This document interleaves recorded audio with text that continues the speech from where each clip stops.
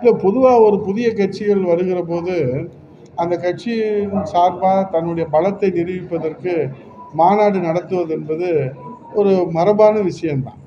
ஆனால் அதுக்கு இவ்வளவு நிபந்தனைகள் கொடுப்பது என்பது இதுவரை நாம் கேள்விப்படாத ஒன்றாக இருக்கிறது. பொதுவாக நிபந்தனை விதிப்பாங்க. ஏன்னா அந்த பாதுகாப்பு என்பது அரசினுடைய பொறுப்பு, காவல்துறையினுடைய பொறுப்பு. அதனால் நிபந்தனைகள் கொடுப்பாங்க.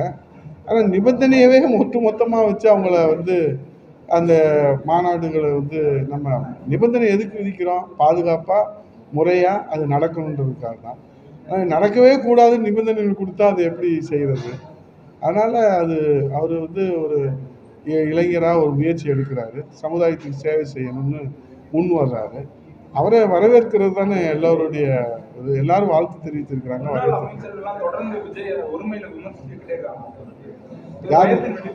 யாரு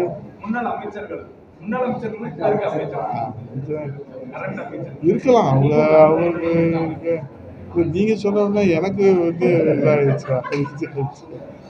அதனால இல்லை, ஒரு ஒரு புதிய சக்திகள் வருகிற போது அதை எப்படி அணுக வேண்டும் என்பது அவங்க தலைமை சொல்லியிருக்கிறத அவங்க செய்கிறாங்க. அவங்க தலைமை என்ன சொல்லியிருக்கிறாங்க அதான் செய்வாங்க. தலைமையிட்ட உத்தரவு கேட்காம, அனுமதி கேட்காம அமைச்சர்கள்லாம் அப்படி பேச மாட்டாங்க. ஆக தலைமை என்ன நினைக்கிறதோ அதை வெளிப்படுத்துகிறாங்க. இவங்க பேச வேண்டியதை அவங்க பேசுகிறாங்க, முதலமைச்சர் பேச வேண்டியதை அவங்க பேசுகிறாங்க, விளையாட்டுத்துறை அமைச்சர் பேச வேண்டியதை அவங்க பேசுகிறாங்க. அது தனிப்பட்ட அமைச்சர் சொல்கிற கருத்து தனிப்பட்ட கருத்தை எடுத்துக்க முடியாது. அது ஒரு கட்சியின் கருத்து. அந்த அமைச்சரவையினுடைய கருத்தாக தான், ஆட்சியாளருடைய கருத்தாக தான் நம்ம ஏற்றுக்கிற முடியும். அப்போ அவங்க சொல்கிற கருத்துலேருந்து வெட்ட வெளிச்சமாக தெரியுது அவர் வர்றதை விரும்பலைன்றது.